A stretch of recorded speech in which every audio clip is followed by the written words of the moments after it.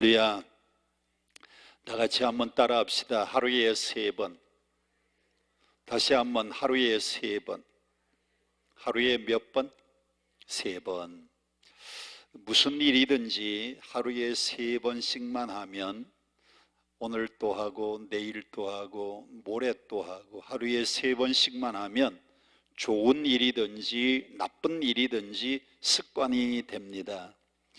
예를 들어서 하루에 3번 우리가 늘 하는 게 있죠. 여러분, 아침 먹고 난 다음에 또 활동을 하다가 점심을 먹습니다.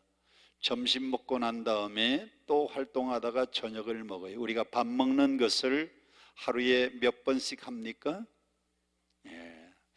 또 2번씩 하는 분들이 있기는 있어요. 어떤 사람들이 다이어트 하는 사람들이 2번 하기는 해도 그래도 매일같이 반복되는 것이 하루에 3번 아니면 하루에 2번 일평생 동안 하면 그것은 습관이 되는 겁니다. 또 식사하고 난 다음에 여러분들이 하루에 3번 꼭 해야 되는 게 있죠. 식사하고 난 다음에는 뭐 하는 일? 양치질 하는 일. 그렇습니다. 하루에 3번씩 하면 그것이 습관이 되는 겁니다. 그래서 하루에 3번씩 여러분들이 무슨 일을 하든지 그것을 꾸준히 하는 것이 중요한데, 인생을 살다가 보니까 좋은 습관을 자녀들에게 키워주는 것이 얼마나 중요한 일인지 모릅니다. 한번 다 같이 한번 따라 합시다. 좋은 습관을 길러주면 90% 이미 성공한 것이다. 뭐만 심어주면 여러분 자녀들에게 인생 성공을 물려주고 싶으면 좋은 습관을 어릴 때부터 하루에 3번씩 꼬박꼬박, 책 읽는 것도 하루에 3번씩 꼬박꼬박 습관이 되도록, 또 뭐 책 읽는 것뿐만 아니고 우리 신앙적으로도 좋은 것이 있습니다. 날마다 뭘 읽는 것? 성경 읽는 것. 아침에도 성경 한 구절 읽고 점심에도 성경 한 구절 읽고, 많이 안 읽어도 그저 짧은 시간에 성경 한 구절, 저녁에 잠자기 전에 또 성경 한 구절, 그걸 매일같이 하루에 3번씩만 반복하면 여러분 그 자녀들의 앞날에 성공의 90%는 이미 자녀들에게 심어주는 거예요. 그래서 하루에 3번 우리가 뭘 하느냐가 아주 중요합니다. 우리 신앙인들은 또 늘 해야 되는 게 있어요. 아침에도 일어나면 즐거운 마음으로 찬송하고, 또 낮에 한참 일하다가 너무너무 일이 복잡하면 참 그때 찬송 한 장 부르면 너무너무 좋잖아요. 저도 일하다가 말고 머리가 복잡해지면 그저 다 털어버리고 찬송을 부릅니다. 어떤 찬송을 제가 주로 많이 부르는가 하면 이런 찬송 많이 불러요. 여러분 찬송가에 보면 492장 잠시 세상에 내가 살면서 항상 찬송 부르다가 날이 저물어 오라 하시면 영광 중에 나가리.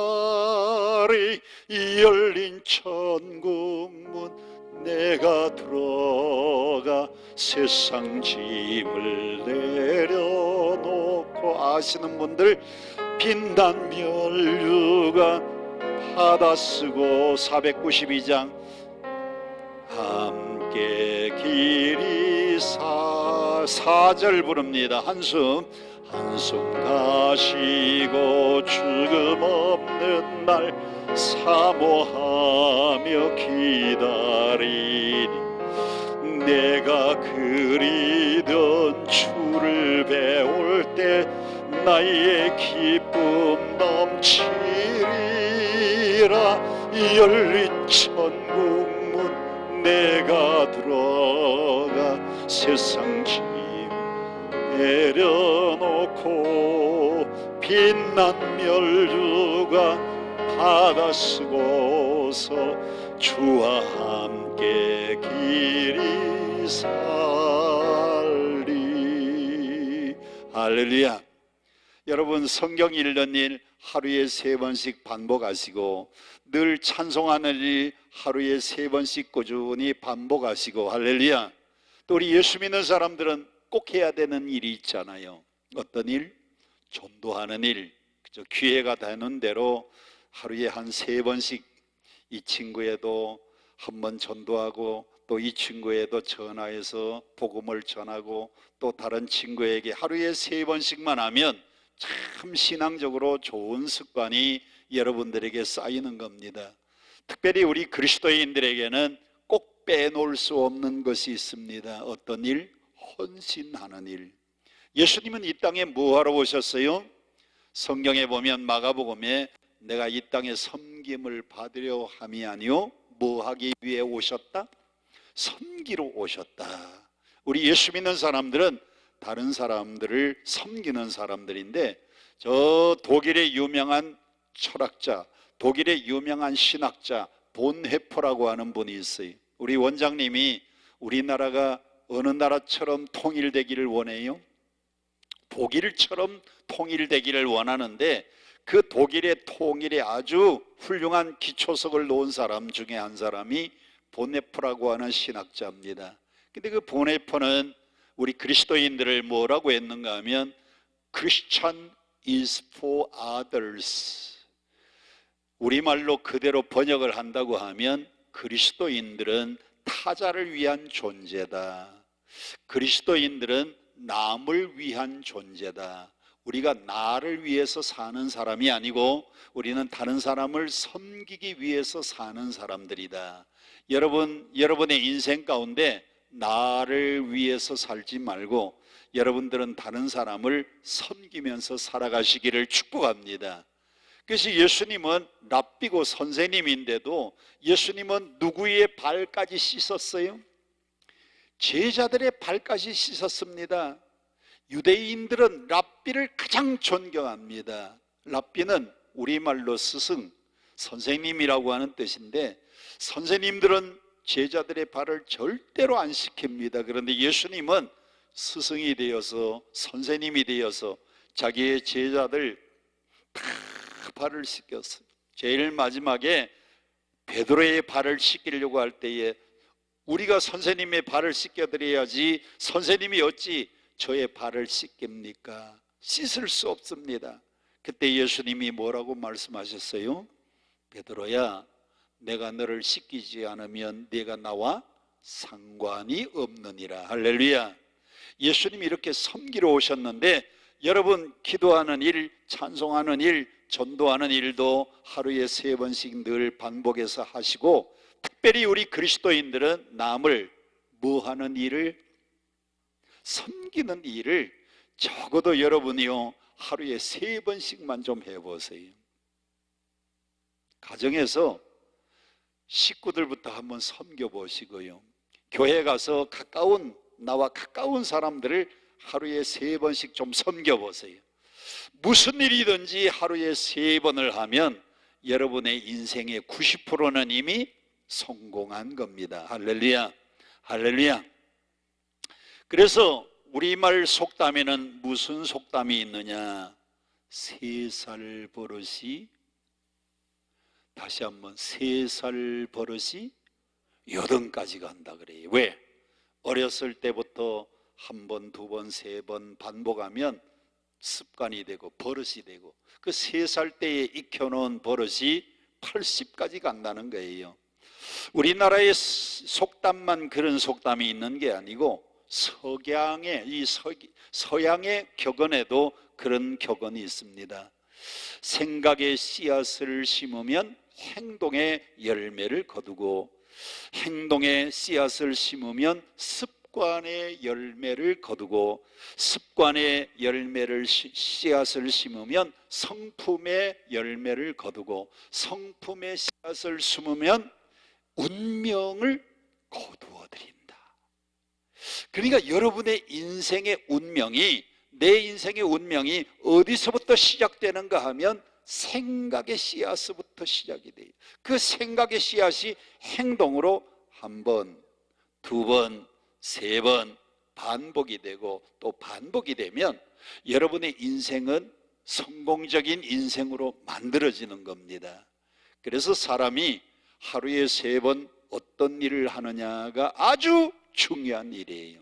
자, 오늘 저와 여러분들이 누구를 통해서 오늘 말씀의 제목을 하루에 3번이라고 정했는가 하면 오늘 본문에 나오는 주인공은 다 같이 한번 따라 합시다. 다니엘. 우리 성경에는 다니엘이라고 돼 있고요, 영어 성경에는 뭐라고 하는 데니엘이라고 발음을 합니다. 이 다니엘은 참 기구한 운명을 가지고 태어났어요. 다니엘이 아주 어린 소년 때에 저 바벨론이라고 하는 강대한 나라가 이스라엘을 쳐들어오는 겁니다. 그래서 BC 605년에 바벨론 나라의 느부갓네살 임금이 1차 침략해서 들어와 가지고 1차 포로로 귀족들, 그 귀족들 가운데도 아주 잘생기고 왕족 중에서 똑똑한 소년들까지 포로로 붙잡혀 가는데 다니엘은 바벨론 나라의 아주 어린 소년 시절에 바벨론 나라의 포로로 끌려갑니다. 새 친구들하고 함께. 그래서 바벨론 나라의 포로로 끌려갔어요.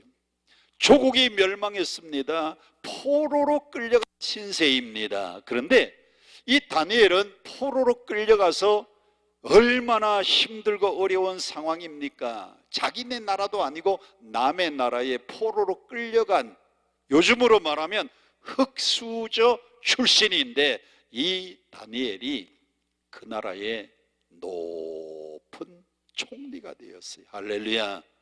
다니엘은 높은 총리가 되어서 그 바벨론 나라의 4왕을 섬깁니다. 1장에 보면 느부갓네살 임금을 섬기고요, 그 다음에 3장 넘어가면 5장에 넘어가면 벨사살 왕을 섬기고, 그리고 6장, 7장, 8장, 9장에 가면 다리오 왕을 섬기고요, 그리고 나중에는 이 바벨론이 멸망하고 메소포타미아 페르시아라고 하는 나라가 이 바벨론을 멸망시키고 점령을 했는데 다리오 임금까지 4왕을 섬깁니다. 다니엘은 4임금을 섬기, 한번 따라 합시다. 느부갓네살, 벨사살, 다리오, 고레스. 야, 여러분 보세요. 지금 전 세계적으로 지금 뭐가 이슈예요? 미국의 대통령이 누가 당선되느냐, 과반수가 270석을 차지하면 되는데 오늘 이 시간까지 아직 270석을 차지한 사람이 아직 없어요. 계속 개표를 하고 있는데 아마 한 이틀 정도 더 걸릴 것 같아요. 나라의 대통령이 바뀌어도 그 나라에 혼란이 오는데, 여러분 보세요. 다니엘은 포로로 붙잡혀 갔습니다. 느부갓네살 임금을 섬겼는데 그 왕이 또 바뀌어 가지고 그 다음에는 벨사살 임금, 그 다음에 또 임금이 바뀌어 가지고 다리오 임금, 그 다음에 또 고레스 임금. 참 남의 나라에 포로로 끌려간 사람이 그 나라의 임금들이 죽고 그 다음 임금으로 세워지고 4왕이 바뀔 때마다 얼마나 나라가 혼란하고 위태로웠겠습니까? 더구나 이 다니엘은 포로 신세니까, 그 나라 출신이 아니고 저 유대 출신이니까 더 위태했을 텐데, 참 다니엘은요, 그런데도 왕들이 바뀌었는데도 불구하고 다니엘은 여전히 높은 고관 자리, 높은 총리 자리를 유지할 수 있었어요. 자, 그러면 다니엘서 1장을 한번 보십시다. 이 다니엘은 어떤 인물이었느냐, 그래서 4왕이 바뀌면서도 그의 지위가 떨어지지 않고 계속 높은 고관으로 총리로 있을 수 있었느냐. 자, 다니엘서 1장 4절을 함께 보겠습니다. 자, 다니엘은 4절 시작. 곧 뭐가 없고 흠이 없고, 그 다음에는 용모가 어떠하며 용모가 아름다우며, 그 다음에는 4절 모든 뭐를 통달했어요? 지혜를 통찰하고, 그 다음에는 뭐에 통달을 했어요? 지식에 통달하여, 또 무엇가 익숙하고요? 학문에 익숙하고, 그래서 왕궁에서 왕을 모실 만한 소년이었다. 다니엘을 소개하는 걸 보면요, 그는 흠이 없고 용모가 아름답고 지혜가 통찰하고 지식에 통달하고 학문에 익숙하고 5가지입니다. 저는 오늘 이 강남금식기도원에 오신 여러분의 자녀들, 또 여러분들이 다니엘 같은 인물이 좀 되었으면 좋겠어요. 다니엘이 남의 나라에 포로로 끌려갔는데도 여전히 총리로서의 지위를 한 번도, 왕들이 바뀌는데도 불구하고 높은 총리 자리를 유지할 수 있었던 것은 그가 흠이 없고, 흠이 없다 그랬어요. 흠이 없다는 말은 거룩하고 깨끗하고 성결하다는 말입니다. 사람이 무엇보다도 도덕적으로 깨끗하면 절대로 다른 사람 앞에 흠 잡힐 일이 없는 겁니다. 믿으시면 아멘. 여러분도 상황이 바뀌어도요, 정치가 바뀌어도요, 대통령이 바뀌어도, 한 나라의 왕들이 그렇게 바뀌었는데도 다니엘은 언제나 흠이 없고 용모가 아름답고 지혜가 뛰어나고 지식에 통달하고 학문에 익숙했기 때문에 다니엘은 그런 자리를 계속해서 유지할 수 있었습니다. 또 1장 8절을 성경을 함께 보겠습니다. 1장 8절 시작. 다니엘은 무엇을 청했어요?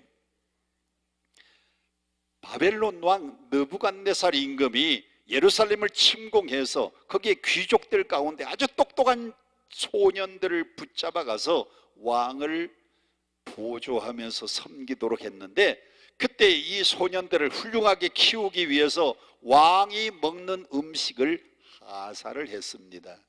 다니엘과 세 친구 사드락, 메삭, 아벳느고는 왕이 내린 음식을 먹어야 되는데, 다니엘은 뭘 정하였다? 1장 8절 뜻을 정했어요. 그 뜻을 정했다는 것은 우리가 레위기 11장을 이해를 해야 됩니다. 자, 고개 들고 저를 보세요. 오늘 저녁 뭐 잡수고 오셨어요? 밥하고 또 김밥, 또 반찬 좀. 그런데 이스라엘 사람들은요, 어떤 음식을 먹느냐? 레위기 11장에 있는 음식만 먹습니다. 레위기 11장에 있는 그 음식을 뭐라고 하느냐? 코셔라 그래요. 무슨 음식? 코셔. 무슨 음식? 코셔라 그래요. 이스라엘 백성들은 아무 음식이나 먹지 않고 레위기 11장에 있는 음식만 먹습니다. 예를 들어서 육류 중에서는 새김질을 하고 굽이 갈라진 짐승은 먹어요. 예를 들어 소, 새김질하지요. 소는 위가 몇 개? 저는 가르쳐주고 물어보니까 소는 위가 몇 개? 4개. 그래서 먹어가지고 첫 번째 위에서 두 번째로, 그 다음에는 또 새김질에서 세 번째로, 또 새김질에서 네 번째. 새김질을 하는 음식만 먹어요. 그리고 굽이 갈라져야 됩니다. 돼지 같은 것은요, 새김질을 못하니까 먹지 않아요. 탕자가 아버지 집을 떠나서 돈 떨어지고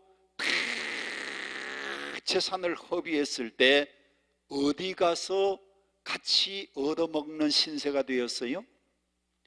돼지 치는 집에 가서, 그 집에 가서 음식을 붙어 먹었습니다. 유대인들은 돼지를 먹지 않아. 왜? 새김질을 하지 않으니까 돼지를 먹지 않는데, 그 돼지 치는 집에 붙어서 사는 이 탕자의 신세가요, 얼마나 처량한가를 나타내 주는 겁니다. 그래서 육류는 새김질을 하고 굽이 갈라져요. 두 번째, 물고기를 먹을 때는 뭐가 있고 뭐가 있어야 돼요? 지느러미가 있고 비늘이 있는 물고기는 먹고, 지느러미가 없든지 비늘이 없으면 안 먹습니다. 여러분, 미꾸라지는 비늘이 있어요, 없어요? 없어요. 우리는 추어탕도 잘 먹는데 이스라엘 백성들은 추어탕을 먹을까요? 안 먹을까요? 안 먹습니다. 왜? 뭐가 없으니까? 비늘이 없으니까.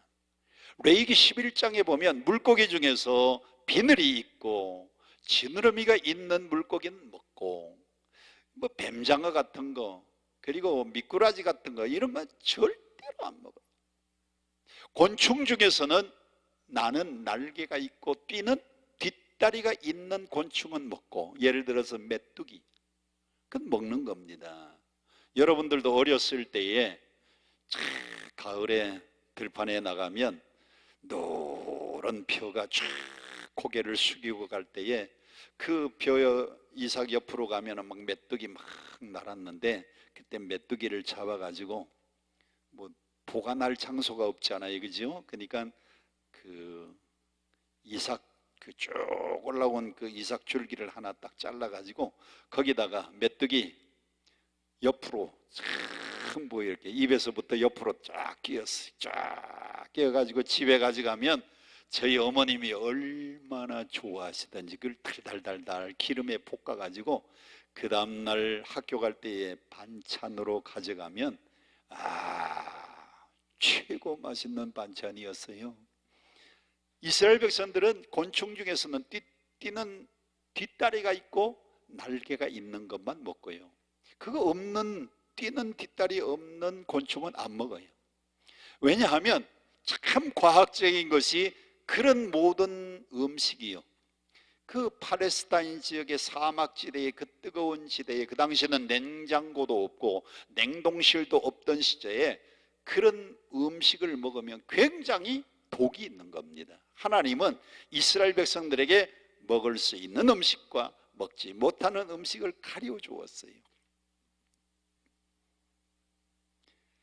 그런데 임금님이 유대에서 귀족 출신 가운데 아주 잘생기고 지혜롭고 명철하고 흠이 없는 소년들을 데려다가, 이스라엘 백성들은 전혀 먹지 않는 그런 음식을 하사품이라고 내려주는데, 그 음식을 먹고 잘 자라나서 임금의 시중을 들라고 하는데, 다니엘은 1장 8절 뭘 정하였다?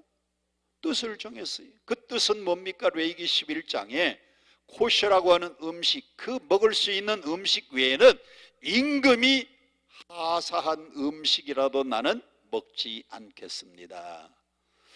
임금이 음식을 하사하고 그 소년들을 잘 키우라고 했는데 먹지를 않는 거예요. 그래서 이 환관장이 난리가 났습니다.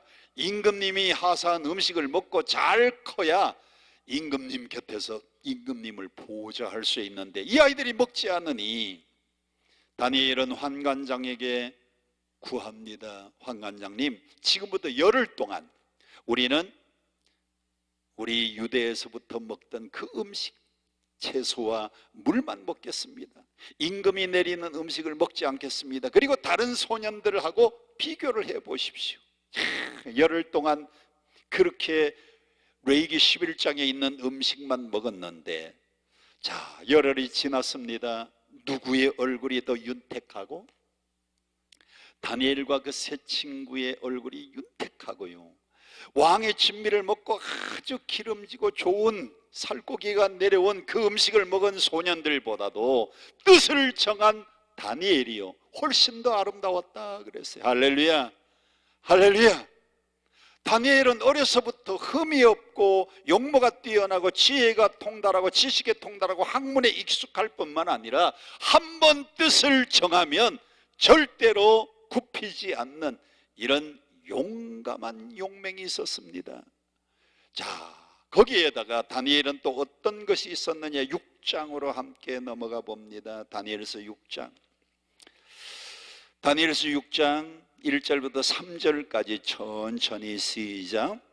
다리오가, 이제 느부갓네살 임금이 지나가고 벨사살 임금이 지나가고 6장에 다리오 임금 시대가 되었는데, 자, 다리오가 자기 뜻대로 고관 몇 명? 여러분, 바벨론 나라가 얼마나 큰지 바벨론 나라를 통치하는 고관들이 몇 명이었다? 120명. 자, 고개 들고 저를 보세요. 우리 대한민국은, 우리 한반도는 몇 도 강산? 8도 강산이에요. 이 남도 북도 다 통틀어서 함경도, 평안도, 황해도, 강원도, 경기도, 뭐 충청북도, 충청남도 이러지 않고 옛날에는 그냥 충청도, 그 다음에 경상도, 그리고 전라도, 이 8도, 제주도까지, 이게 이렇게 8도 강산인데 바벨론이라고 하는 나라는 120명의 고관이 있었다는 것은 120도가 있었다는 거예요. 120도. 우리나라의 8도 강산에 몇 배나 됩니까? 8도 강산 빼고도 120. 자, 120명의 고관이 있었어요. 어느 정도로 크고 강력한 나라인지 여러분 기억해야 됩니다. 자, 성경 120명의 세워가지고 전국을 통치하게 하고, 우리로 말하면 도지사를 120명 둔 겁니다. 2절 시작. 또 그들 위에 총리를 몇 명 세웠어요? 총리를 셋 세웠습니다. 그리고 다니엘을 그 중에 하나, 3명의 총리 중에 다니엘이 그 위에까지 올라갔어요. 왜?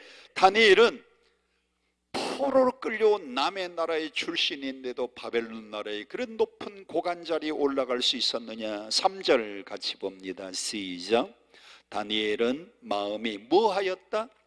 민첩했다 그랬어요. 여기에 민은 정확한 판단, 첩은 아주 빠른 행동입니다. 사람이 판단이 정확한 사람은 행동이 느리고요, 행동이 빠른 사람은 판단을 성급하게 행동하다가 보면 판단이 잘못될 때가 있어요. 그런데 다니엘은 어떤 인물이었다? 민첩. 민은 뭐라고요? 정확한 판단. 첩은 거기에 뒤따르는 빠른 행동. 이야, 다니엘은요 민첩한 사람이었대요. 다니엘은 한번 생각하고 판단을 딱 내리면 정확한 판단을 하는 사람이었고, 정확한 판단 뒤에는요 과감하게 실천할 수 있는 실천력이 있는 사람. 자, 일장에 흠이 없고 지식과 학문에 뛰어나고 용모도 뛰어나고, 거기에다가 뜻을 한번 정하면 정말 굽히지 않는 초지일관하는 그런 다니엘이었을 뿐만 아니라 그는 민첩했다 그랬어요. 그러니 남의 나라에 포로로 끌려갔는데도 불구하고 3사람의 높은 고관, 그 가운데서도 가장 높은 총리 자리에 오를 수 있었던 것은 하나님의 축복인 줄 믿습니다. 저는 여러분의 가정의 자녀들이 정말 다니엘 같았으면 좋겠어요. 아멘. 아멘.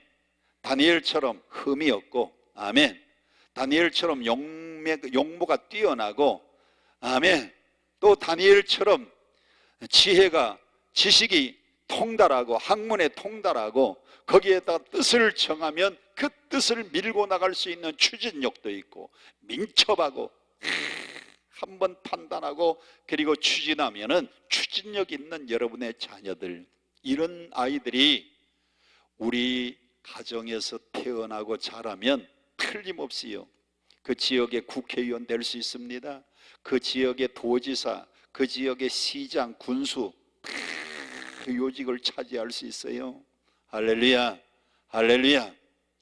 이런 똑똑하고 현명하고 민첩한 이 다니엘이 하루에 3번씩 꼭 하는 일이 있었습니다. 어떤 일을 했느냐? 10절, 오늘 6장 10절 본문 함께 보겠습니다. 시작. 다니엘이 이 조서에 왕의 도장이 찍힌 것을 알고도 자기 집에 돌아가서는 윗방에 올라가 예루살렘으로 향한 창문을 열고 전에 하던 대로 하루에 3번씩 무릎을 꿇고 뭐 하였다? 하루에 3번, 아침에도 동이 트는 예루살렘 쪽에 창문을 열어놓고 하나님 앞에 아침에도 기도하고, 점심이 되면 예루살렘 쪽에 창문을 열어놓고 또 점심에도 기도하고, 저녁이 되면 잠자기 전에 예루살렘을 향한 창문을 열어놓고 또 다니엘은 기도하고, 다니엘은 하루에 3번씩 뭐 하였다? 기도. 여러분, 기도하는 사람을 기도하지 않는 사람이 절대로 이길 수가 없습니다. 여러분들도 하루에 3번 기도하는 사람이 되기를 축복합니다. 여러분의 자녀들도 하루에 3번 기도하는 용사가 될 수 있기를 축복합니다. 누가복음 성경에 보면 누가복음 11장 1절, 예수님의 제자 중 하나가 예수님 앞에 찾아왔습니다. 주여, 요한이, 여기 요한은 세례 요한입니다. 요한이 자기 제자들에게 기도를 가르쳐 주었는데 주님, 우리도 기도를 가르쳐 주십시오. 예수님의 제자들이 예수님을 찾아와서 요한의 제자들, 자기 제자에게 기도를 가르쳐 준 것처럼 주여, 우리에게도 기도를 가르쳐 달라고 할 때에 예수님이 마태복음 6장, 누가복음 11장에 예수님이 가르쳐 주신 기도를 우리는 뭐라고 합니까? 주기도라 그래요. 주기도, Lord's Prayer. 예수님이 다른 것은 구체적으로 가르쳐 주지 않았지만은 이 기도는 아주 구체적으로 가르쳐 주었습니다. 너희는 이렇게 기도하라. 하늘에 계신 우리 아버지여, 이름이 거룩히 여김을 받으시오며 나라의 임하옵시며 뜻이 하늘에서 이루어진 것 같이 땅에서도 이루어지이다. 오늘날 우리에게 며칠 양식, 일용할 양식을 위해서 기도하라고 했습니다. 우리가 우리의 죄를 사해 준 것처럼 우리의 뭐를 사해 달라고? 죄를 사해 달라고 기도하라고 했습니다. 그리고 대개의 나라와 권세와 영광이 아버지께 영원히 있사옵나이다. 아멘. 기도는, 이 주기도는요, 주님이 가르쳐 주신 기도는 구체적으로 가르쳐, 너희는 기도할 때 이렇게 기도하라. 기도가 얼마나 중요하면 예수님이 가장 완전한 기도의 문장을 우리에게 가르쳐 주었을까요? 제자들에게 너희는 기도할 때마다 이렇게 기도하라. 여러분, 기도할 때요, 내가 어떻게 기도해야 되는지 알지 못하면 그냥 주기도문만 쫙 한 번 또 하고 또 한 번 또 하고 그 다음에 또 끝나면 또 한 번 반복해서 또 하고 또 반복해서 또 하고 아멘 할 때까지 또 반복해서 또 하고, 그래도 요 훌륭한 기도예요. 기도 가운데에 가장 퍼펙트한 기도, 가장 완벽한 기도, 기도 가운데 가장 위대한 기도가 주기도, Lord's Prayer. 너희는 기도할 때 이렇게 기도하라. 예수님이요, 다른 건 안 가르쳐 주어도 기도하는 것을 가르쳐 주었어요. 그리고 제일 마지막에는 아멘. 여러분, 데살로니가전서 5장 17절에 보면 그 앞에 항상 기뻐하라. 그 다음에 17절 뭐예요? 쉬지 말고 기도하라. 그 다음에 18절에는 범사에 감사하라. 이는 그리스도 안에서 하나님이 너희를 향한 하나님의 뜻이다. 하나님의 뜻이 뭐예요? 우리가 항상 기뻐하고 항상 쉬지 않고 기도하는 것이 하나님의 뜻이에요.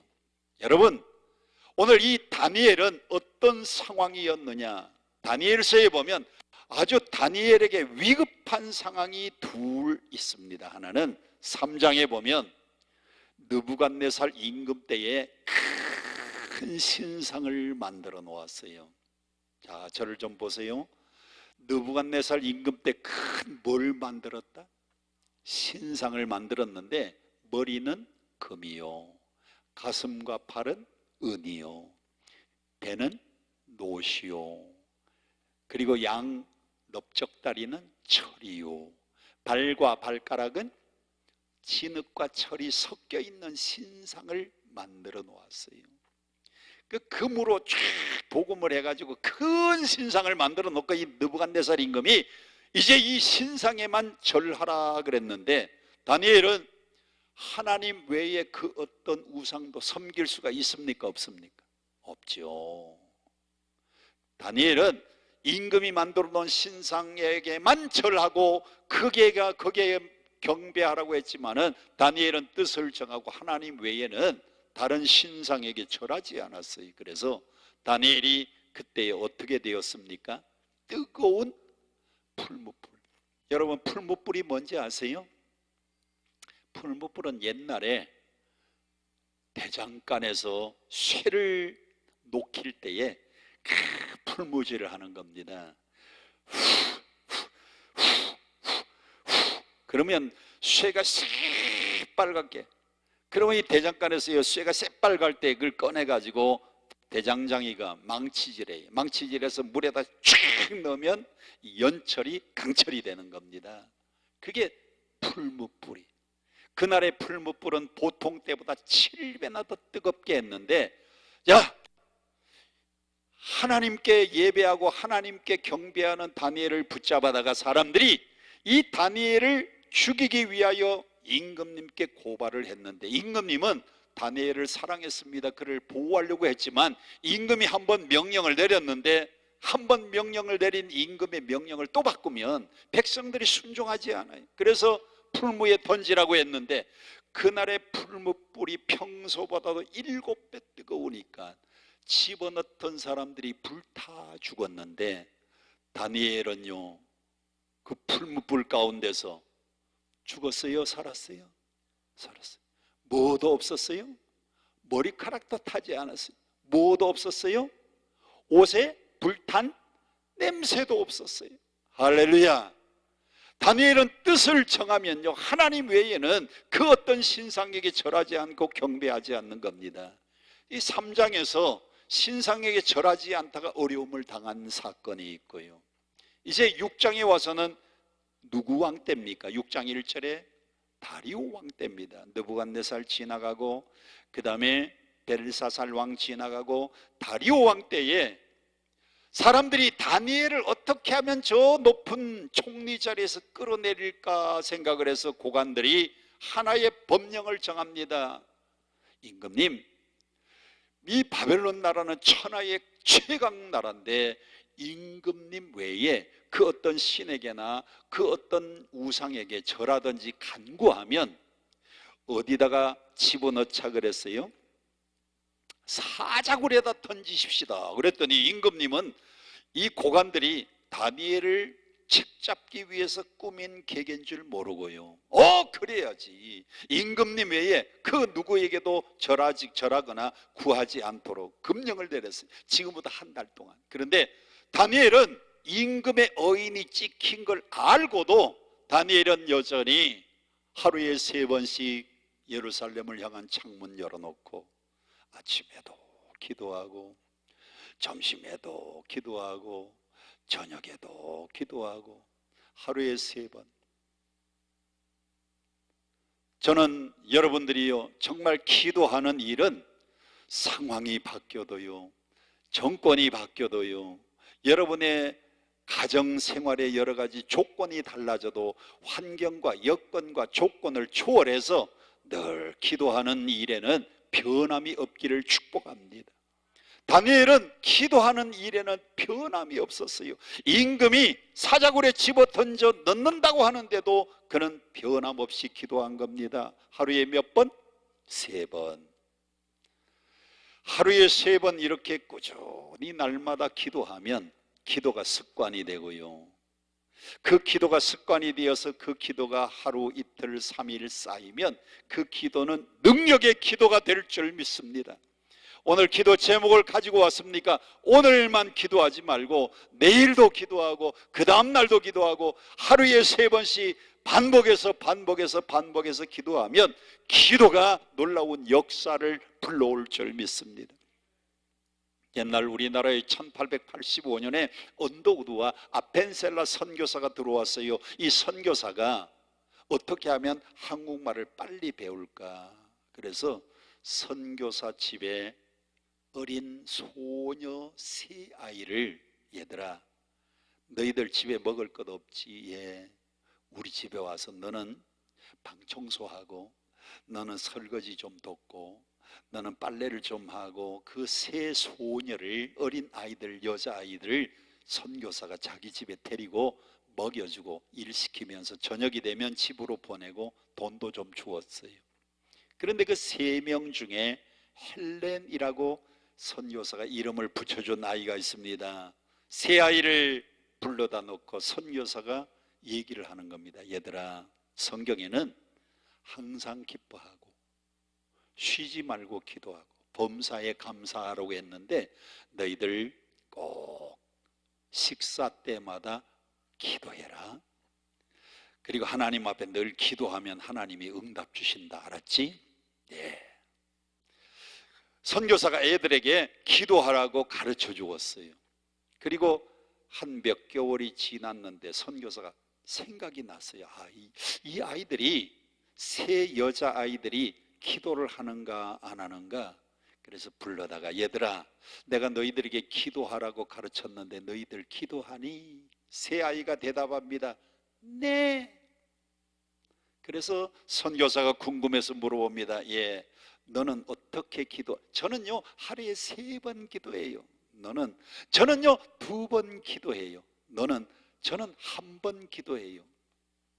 3번 기도하는 아이요, 너는 어떻게 3번이나 기도하니? 너 언제 기도한? 예, 아침 먹을 때 1번 하고요, 점심 먹을 때 1번 하고요, 저녁 먹을 때. 무슨 기도예요 그게?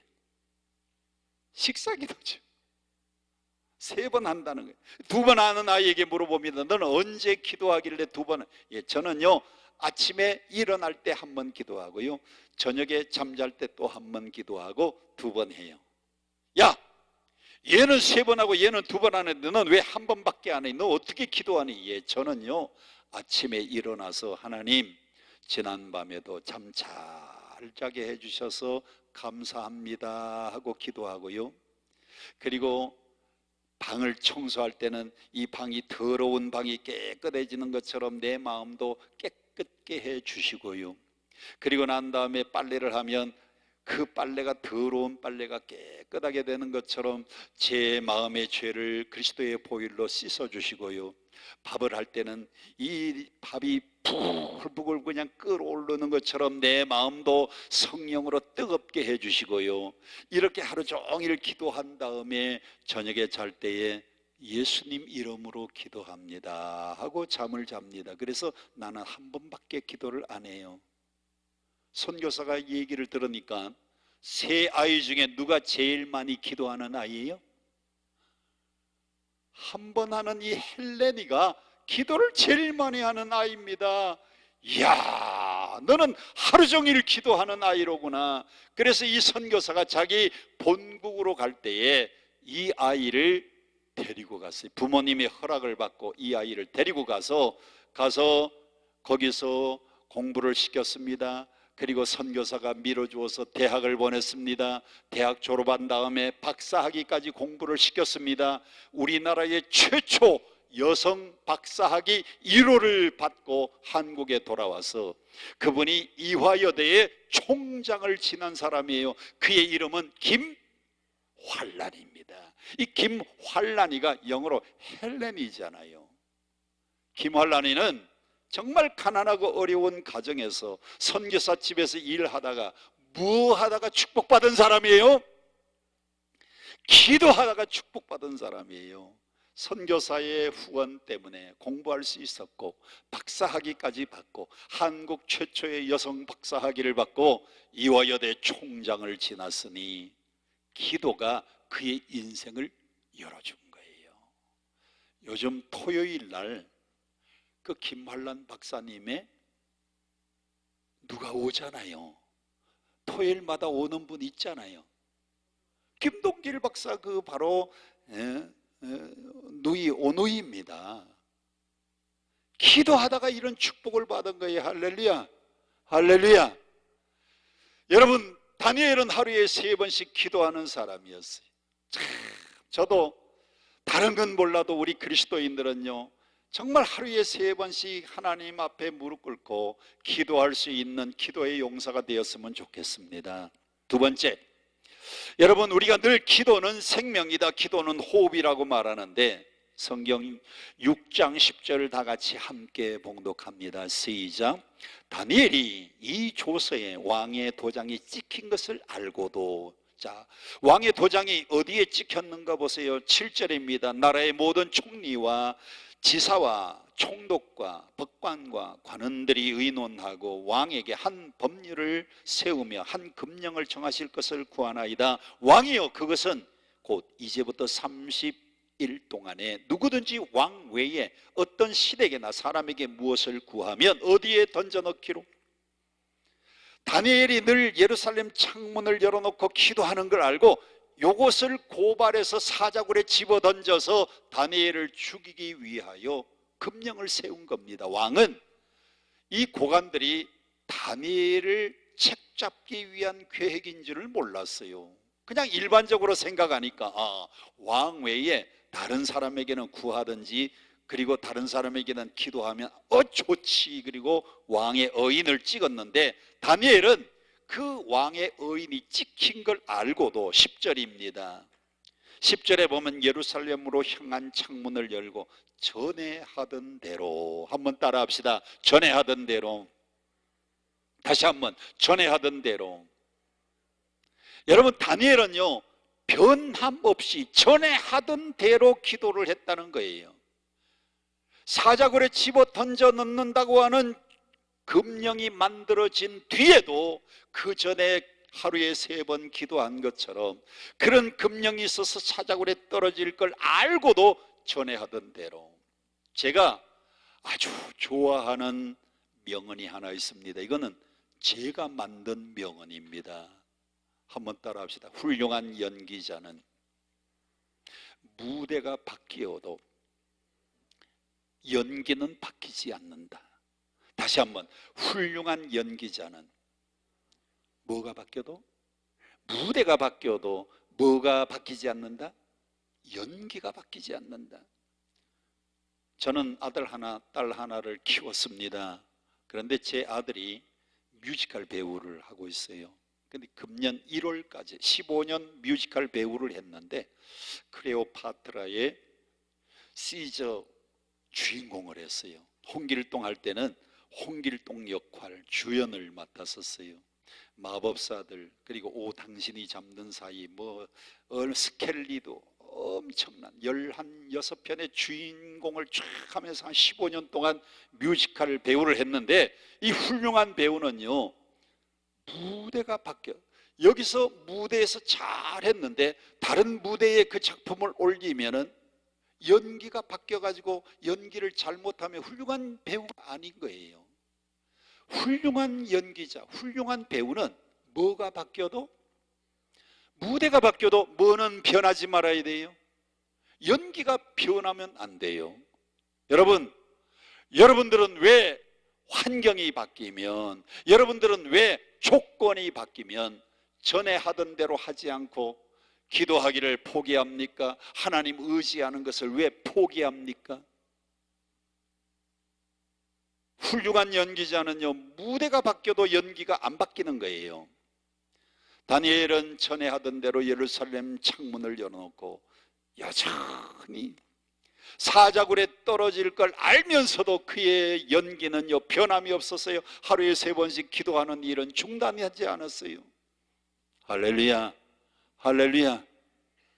기쁠 때 하나님 앞에 기도했으면 고난 중에, 어려운 역경 중에도 기도를 해야 되는데 기쁠 때는 감사하고 기쁠 때는 기도하는 사람이 힘들고 어려우면 기도는 안 하고 한숨만 쉬고 있습니다. 상황이 바뀌었다고 기도하는 일이 달라지면 된다, 안 된다? 안 됩니다. 한번 따라 합시다. 어떤 상황이 와도, 다시 한번, 어떤 상황이 와도 나도 다니엘같이 기도하는 일이 바뀌지 않을 겁니다. 다니엘은 왕의 의인이 찍힌 걸 알고도 전에 하던 대로, 다니엘은요 신앙에 변함이 없었어요. 수많은 사람들이 환경이 바뀌면, 어려움이 닥치면 옛날에 평탄할 때 신앙생활 잘했는데, 평탄할 때 찬송 열심히 했는데, 평탄할 때 열심히 헌금했는데 고난이 오니까, 역경이 오니까 그 신앙이 바뀌는 사람들이 많아요. 여러분, 변함없기를 축복합니다. 변함없기를 축복합니다. 자, 그러면 다니엘의 신앙이 왜 이렇게 변함이 없었느냐? 그 배후에는 마지막 3번째 다니엘의 2가지 신앙이 있었기 때문입니다. 다니엘의 신앙 2가지. 자, 어떤 신앙이 있었느냐? 먼저 함께 보겠습니다. 함께 보겠습니다. 성경 19절부터 천천히 봉독합니다. 다니엘서 6장 19절. 이튿날에 왕이 새벽에 급히 일어나 사잘로 굴러가서, 왜 이 벨사살 왕이 다리오 왕이 왜 새벽에 일찍이 사자굴에 갔을까요? 왕이 금령을 세워놓고 도장을 찍기는 찍었는데 거기에 걸려든 사람이 다니엘일 줄을 몰랐어요. 다른 사람이 그렇게 하면은 몰라도 다니엘은 사랑했던, 지혜롭고 용모 뛰어나고 민첩하고 총명과 학식이 다 뛰어난, 그러면서도 뜻을 정한 이 다니엘은 자기가 데리고 정치를 해야 될 귀한 인물인데 이 다니엘이 거기에 걸렸잖아요. 그래서 왕이 새벽에 일어나서 사자굴로 갑니다. 그리고 사자굴을 향해서 다니엘에게 큰 소리로 외칩니다. 다니엘이 든 굴에 20절 시작. 다니엘이 든 굴에 가까이 이르러서 슬피 소리질러 다니엘에게 묻되, 살아계시는 하나님의 종 다니엘아, 내가 항상 섬기는 내 하나님이 사자들에게서 능히 너를 구원하셨느냐? 너 살았느냐 죽었느냐? 하나님이 너를 구원해 주셨느냐? 하고 물었더니 21절, 다니엘이 사자굴 속에서 대답하는 겁니다. 다니엘이 왕에게 아뢰되, 왕이여, 원하건대 왕은 만수무강하옵소서. 22절 큰 소리로 시작. 나의 하나님이 이미 그의 천사를 보내어 뭐를 막으셨다고요?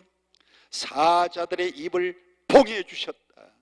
다니엘의 신앙은 어떤 신앙이었느냐? 사자굴에 떨어져도 하나님이 천사를 보내어서, 할렐루야, 사자들의 입에다가요, 저를 좀 보세요. 요즘으로 말하면 자크를 쫙 달아가지고 사자들의 입을 자크로 쫙,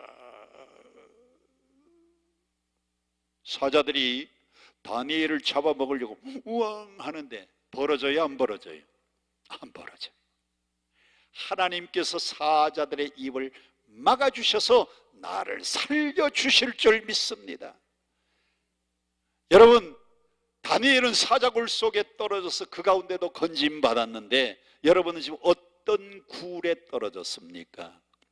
사업의 실패의 굴, 인생 실패의 굴, 사업의 어려운 역경의 굴, 사자굴 가운데서도 하나님이 나를 건져주실 것이라고 믿는 이 다니엘의 신앙, 오늘 이 신앙을, 오늘 저와 여러분이 다니엘의 신앙을 본받고 돌아갈 수 있기를 축원합니다. 다니엘은요, 사자굴에 떨어져도 하나님이 나를 살려주실 것이다. 누구기 때문에? 천지만물을 창조하신 하나님, 역사를 운행하고 주관하시는 하나님이 나를 건져주실 것이다. 하나님이 나를 구해 주실 것이다. 하나님이 나를 건져 주실 것이다. 다니엘은요, 하나님을 의지하는 확실한 신앙이 있었어요. 아멘. 제가 신학대학을 졸업하고, 저는 일반 대학을 다녔습니다. 인하공대 졸업하고 난 다음에 신학대학에 MDB를 공부를 했는데, 어디를 갔느냐? 저 시골 경상북도 금능군 간문면 태촌이라고 하는 아주 시골의 첫 전도사로 담임에 대해서 부임을 갔어요. 신자들 뭐 몇 명 안 되는, 30명이 채 안 되는 28명, 29명 모이는 교회, 시골에서요 헌금이 거의 없어요. 제가 3월에 부임해서 3월, 4월, 5월 석 달 사례를 받고 나니까, 그 다음에는 3, 4, 5 지나니까 6월부터요 교회에서 아무것도 안 줘요. 왜 안 주냐 그랬더니 헌금이 바닥 나가지고 전도사님께서 생활비를 드릴 게 없대요. 그래서 기도하는 중에 우리 집사님이 4분이었는데 집사님들 모아가지고 직원을 했습니다. 우리 농촌교회가 어려우니까 농촌교회 자립 운동을 해야 되겠다. 그래서 우리 교회 마당이 넓으니까 마당 한쪽에다가 돼지 우리를 지어서 돼지 새끼를 사서 키우십시다. 아유, 돈이 없는, 제가 서울 가서 100만 원 빌려올 테니까, 큰 교회 가서 100만 원 빌려올 테니까 돼지우리를 짓고 그리고 새끼 5마리를 사서 돼지를 키우기로 했습니다. 돼지 한 마리에 20만 원씩 5마리 100만 원. 그리고 모래 좀 사고 그리고 시멘트를 사가지고 벽돌을 찍었어요. 그걸 말린 다음에 굳은 다음에 돼지우리를 지었어요. 그래서 5마리를 키웠습니다. 키우는 것은 사료 사다가 열심히 키웠어요. 한 석 달 보름을 키우니까요, 큰 돼지가 되었어요. 한 막 120kg 정도 나가는 큰 돼지가 됐어요. 근데 그 해에 돼지 파동이 일어났습니다. 돼지 파동이 일어나서 큰 어미 돼지 20만 원씩 팔았어요. 새끼 얼마씩에 샀는데 20만 원씩 5마리 100만 원에 샀는데 잘 키워가지고 돼지 파동이 일어나니까 어미 돼지 큰 거 한 마리 20만 원씩 팔았어요. 그러니까 100만 원 뭐가 손에 났느냐? 세멘트 사고 돼지우리 짓고 사료 먹인 거 몽땅 미쳤어요. 얼마나 낙심이 되든지. 농촌교회 안 그래도 힘든데 거기에다가 돼지 키운다고 또 100만 원까지 빚졌습니다. 그때 저는요 결심을 했어요. 아하, 목회는 돼지 키우는 게 아니고 양을 키우는 거다. 그 이후로부터 저는요 교회에서 목양하는 일, 우리 성도들 양을 키우는 일 외에는 절대로 하지 않았어요. 할렐루야. 성도들 모아놓고 성경 공부시키고 성경 공부 다음에 또 함께 기도하고 그리고 제자 훈련시키고요, 그냥 양육하는 일 외에는 절대로 다른 일을 하지 않았어요. 할렐루야, 할렐루야. 그렇게 힘들고 어려운 상황에 참 구세주가 한 분 나타났어요. 저 하와이에서 한 목사님이, 저도 잘 모르는 분이에요. 그런데 그 동네가 고향이래요. 하와이에서 목회하고 이민생활 20년 만에 고향에 왔는데, 고향에 와서 고향교회에 주일날 예배를 참석하셨어요. 예배 참석해서 쭉 교회를 보더니, 아유, 제가 어릴 때에 교회 성도들 숫자나 지금 뭐 20년, 미국 간 지 20년 됐는데 그때나 비슷하네요. 목사님, 제가 이 교회를 위해서 도울 수 있는 게 뭘까요? 예, 다른 게 아니고 여차 그차 기차 해서 지금 교회에 빚이 조금 있다고. 미국에 돌아가시더니요, 그분이 빚을 싹 헌금을 보내주셨어요. 미국의 교포들에게 얘기를 해가지고요, 그 하와이에 아주 그 보석 가게를 하시는 집사님들 몇 분이 그 시골 교회, 어려운 교회 돕는다고 싹 빚을 다 갚아주셨어요. 여러분, 하나님만 의지해. 나는 내가요 힘들고 어려울 때 내 인간적인 방법으로 자 돼지 키 사다가 이 크면은 이게 20만 원짜리가 막 100만 원 되면은 그 나머지는 다 남고 나머지 또 20만 원씩 또 5마리 이거 반복해서 하면은 농촌교회가 아주 좋아질 줄 알았는데 웬걸, 하나님은 하나님의 방법 외에 다른 걸 원치 않으셨어요. 할렐루야. 힘들고 어려운 상황에서 우리를 구해 주시는 분은 하나님이세요. 저는 그 하와이 계신 목사님 알지도 못해요. 하나님이 때를 맞추어서 그분이 20년 만에 고향 방문을 왜 왔을까요? 하나님이 하나님의 사자로 보내주셨어요. 할렐루야. 자, 오늘도 보세요. 누가 보내주셨느냐? 22절 함께 봅니다. 시작. 나의 하나님이 누구를 보내요? 그의 천사를 보내요. 하나님이 누구를 보내요? 그렇습니다. 고개 들고 오늘 보세요. 하나님이 직접 하시면 잘할 텐데 하나님은 직접 하는 일이 없어요. 그의 천사를 보내요. 제가 힘들고 어려운 농촌에서 힘들고 어려울 때 하나님이 하와이에 계신 그 김 목사님, 그분을 천사로 보내주신 거예요. 여러분이 힘들고 어려울 때 하나님은 여러분의 천사를 여러분에게 보내어 주실 줄 믿습니다. 하나님은 직접 하지 않으세요. 누구를 통해서? 사람을 통해서. 한번 따라 합시다. 하나님은 사람을 통하여 일하신다. 오늘도 하나님이요, 여러분들에게 어떤 사람을 붙여주실런지 몰라. 다니엘은 하나님이 나를 사자굴 가운데서도 건져주실 것이다 라고 하는 믿음이 있었습니다. 또 하나의 믿음, 두 번째, 3장으로 돌아갑니다. 3장은 아까도 말한 것처럼 느부갓네살 임금 때에 큰 금신상을 만들어 놓고 거기에만 절하고 다른 곳에 절을 하면은 풀무불 가운데 던져 넣는다고 하는 그 상황인데, 성경 17절부터 봅니다. 다니엘서 3장 17절 시작. 왕이여, 우리가 섬기는 하나님이 계시다면 우리를 어디에서 건져내시겠고 맹렬히 타는 풀무불 가운데서도 능히 건져내시겠고. 이게 다니엘의 신앙입니다. 다니엘의 신앙은요, 풀무불에 빠진다, 하나님은 풀무에서 건져주실 것이고, 사자굴에 던져진다, 사자굴 가운데서도 건져주실 것이고, 우리가 어려운 역경과 환난을 당했을 때, 그리고 사업이 파산했을 때 하나님은 그 파산한 가운데서도 우리를 건져주실 것이고, 이게 첫 번째 신앙인데, 그 다음 성경을 보세요. 18절 큰 소리로 시작. 그리 아니하실지라도, 개역개정판에는 그렇게 하지 아니하실지라도. 저를 보세요. 자, 풀무불 가운데 던져졌습니다. 하나님은 건지실 수 있습니까, 없습니까? 건져줄 수 있어요. 그런데 만일 하나님이 그렇게 하지 않을지라도, 하나님이 풀무불 가운데서 안 건져주시면, 그렇게 아니할지라도 왕이여, 우리는 왕의 신상 앞에 절할 수 없습니다. 우리는 하나님 앞에서만 예배하고 경배할 겁니다. 다니엘의 두 번째 신앙은 그리 아니하실지라도의 신앙이에요. 아멘.